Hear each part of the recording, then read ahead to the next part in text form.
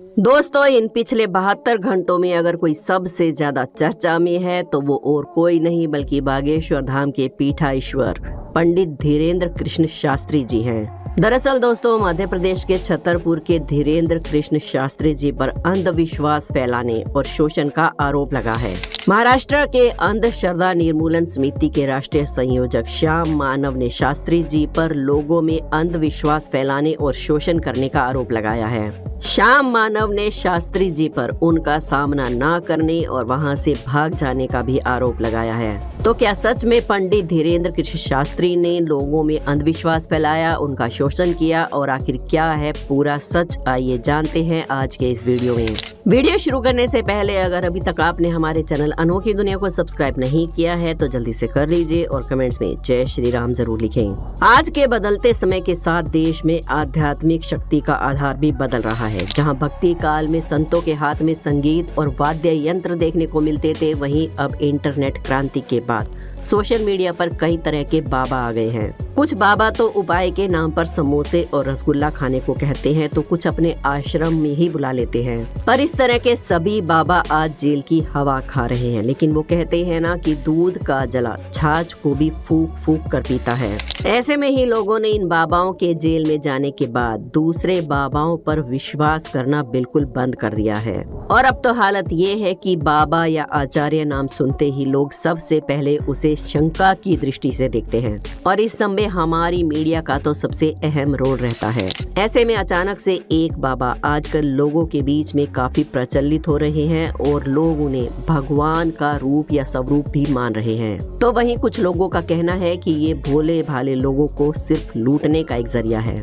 ये संत कोई और नहीं बल्कि बागेश्वर धाम के पीठाधीश्वर श्री धीरेन्द्र कृष्ण शास्त्री जी हैं। इनकी बुंदेलखंडी भाषा लोगों को आजकल बहुत पसंद आ रही है। इनकी जमीन से जुड़ी हुई बुंदेलखंडी भाषा में हिंदुत्ववादी वीडियोस आजकल सोशल मीडिया पर खूब वायरल हो रही हैं। हिंदू विरोधी लगभग सभी मामलों में शास्त्री जी के सामने आए और हर विषय पर वो बेबाक अंदाज में बोलते नजर आए। यूं तो जब भी कोई भगवाधारी बेबाक अंदाज में सनातन धर्म के उत्थान के लिए कुछ बोलता है तो उसको दबाने के लिए नए नए लोग सामने आ जाते हैं और ऐसा ही कुछ यहाँ भी हुआ। जैसा कि हम सबको पता है कि बागेश्वर सरकार अपने भक्तों की परेशानियों को दूर करने के लिए दिव्य दरबार लगाते हैं, जिसमें कभी वो लोगों के भूत प्रेत भगाते हुए नजर आते हैं तो कभी बालाजी सरकार के भक्तों की समस्याओं को दूर करते हुए नजर आते हैं। ये तो हम सबको पता ही है कि जब भी उनके पास कोई अपना दुख या समस्या लेकर आता है तो महाराज जी उसके बिना बताए ही उसकी समस्याओं को पहले ही एक पर्चे पर लिख देते हैं और साथ ही उसकी समस्या का उपाय भी उस पर्चे में हनुमान जी के आशीर्वाद के साथ लिख देते हैं। ये सब देखकर शास्त्री जी के शिष्य और वो लोग जो इनकी वीडियोस देखते हैं सब हैरान रह जाते हैं कि आखिर एक इंसान ऐसा कैसे कर सकता है। शास्त्री जी लोगों के मन की बात किसी एक निश्चित जगह पर ही नहीं लिखते बल्कि वो देश के अन्य राज्यों में भी अपना दरबार लगा चुके हैं। जहाँ पर भी वो अपना दिव्य दरबार लगाते हैं वहीं पर बिना किसी से पूछे हुए वो उनकी समस्याओं को पर्चे पर लिख देते हैं। ऐसे ही 7 और 8 जनवरी 2023 को महाराष्ट्र के नागपुर जिले के रेशम बाग ग्राउंड में उनके दिव्य दरबार का आयोजन किया गया था। उनका दिव्य दरबार वैसे ही चल रहा था जैसे हर जगह चलता है, पर यहाँ कुछ ऐसा होने वाला था जिसकी कल्पना खुद शास्त्री जी ने या फिर उनके शिष्यों ने भी नहीं की थी।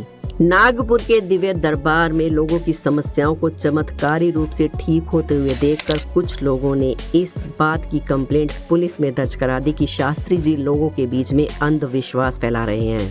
अब आप सोच रहे होंगे कि इतना बड़ा आरोप लगाया किसने।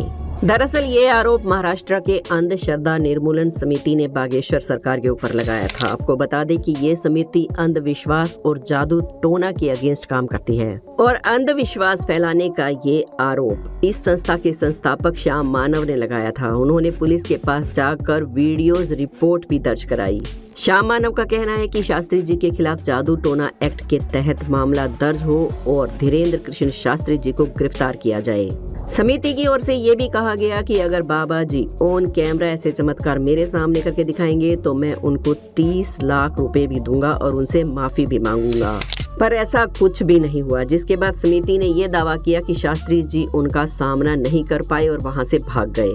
जब ये बात शास्त्री जी को पता चली तो उन्होंने मीडिया को अपना इंटरव्यू दिया। शास्त्री जी का कहना था कि ये धर्म विरोधी लोग हैं। उन्होंने कहा कि उन्हें किसी भी प्रमाण पत्र की जरूरत नहीं है। समिति के 30 लाख रुपए के इनाम के लिए शास्त्री जी ने कहा कि जो 30 लाख वो हमें देने के लिए कह रहे हैं, वो रुपए समिति के लोग गरीब कन्याओं के विवाह में लगा दें। उसके बाद समिति द्वारा दिए गए चैलेंज को शास्त्री जी ने एक्सेप्ट कर लिया और उन्होंने 20 जनवरी से 21 जनवरी को छत्तीसगढ़ के रायपुर में दिव्य दरबार लगाया, जिसमें उन्होंने नेशनल स्ट्रीम मीडिया को अपने दरबार में बुलाया और साथ ही उन लोगों को भी दरबार में आने का आमंत्रण दिया जो कि बालाजी के इन चमत्कारों पर विश्वास नहीं करते। शास्त्री जी के दरबार में मीडिया से लेकर वो सभी लोग आए जो बागेश्वर सरकार के चमत्कारों पर विश्वास नहीं कर रहे थे, पर अंधश्रद्धा निर्मूलन समिति के संस्थापक श्याम मानव, जिन्होंने शास्त्री जी के खिलाफ पुलिस में कंप्लेंट कराई थी, वो इस दरबार में नहीं आए। जी हाँ, आपको बता दें कि 20 और 21 जनवरी के दिव्य दरबार में पूरे भारत से करीब 5 से 6 लाख लोग रोजाना आते थे, जिसमें से शास्त्री जी ने मीडिया वालों को खुला चैलेंज दिया था कि आप इन सभी लोगों में से जिसे भी लेकर आएंगे उसका पर्चा मैं पहले से ही बना दूंगा, और हुआ भी ऐसा ही। आपको बता दें कि इन 2 दिनों तक चले इस दिव्य दरबार में ना जाने ही कितने लोगों को लेकर व्यासपीठ तक आए और शास्त्री जी ने उन सभी का पर्चा बना दिया, वो भी पूरी तरह से सही। लेकिन मीडिया वालों को तो आप जानते ही हैं, उन्हें किसी बात पर भी विश्वास नहीं होता, हर बात पर सिर्फ शंका ही करनी होती है। जिसके बाद शास्त्री जी ने मीडिया वालों को भी व्यासपीठ पर बुलाया और उनके पर्चे बना दिए। इसके बाद तो मीडिया वालों की भी बोलती बंद हो गई।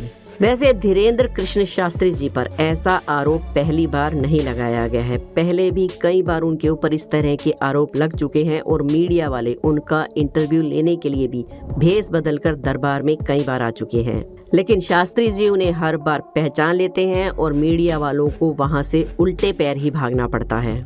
अभी तक जितने भी मीडिया वाले भेष बदलकर शास्त्री जी का स्टिंग ऑपरेशन करने आए, वो उन्हीं से प्रभावित होकर उनकी जय बोलकर ही गए। शास्त्री जी के सामने अगर कोई झूठ बोलता है या फिर कोई सच्चे मन से नहीं आता है तो बागेश्वर सरकार लाखों की भीड़ के सामने उसके झूठ को लाते हैं। शास्त्री जी ने अपने इंटरव्यू के दौरान कई बार बताया है कि वो लोगों से 1 पैसा भी नहीं मांगते। लोगों की जो श्रद्धा होती है वो खुद ही उन्हें दे जाते हैं और वो उस पैसे को सदुपयोग में लाते हैं।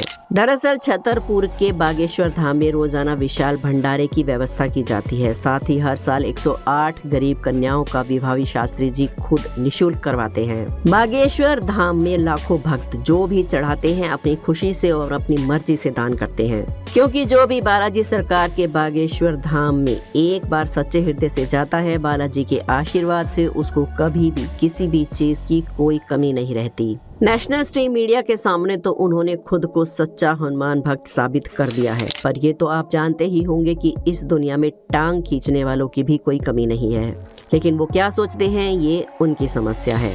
पर दोस्तों, आप क्या सोचते हैं बागेश्वर धाम के पीठाधीश्वर श्री धीरेंद्र कृष्ण शास्त्री जी के बारे में? अपने विचार हमें कमेंट बॉक्स में जरूर बताएं। उम्मीद करते हैं आज की वीडियो पसंद आई होगी। पसंद आई हो तो एक लाइक जरूर करें। हमारे चैनल अनोखी दुनिया को सब्सक्राइब करके बेल आइकन को प्रेस करना बिल्कुल ना भूलें। कमेंट्स में जय श्री राम जरूर लिखें। कल फिर मिलेंगे एक और वीडियो में। जय श्री राम।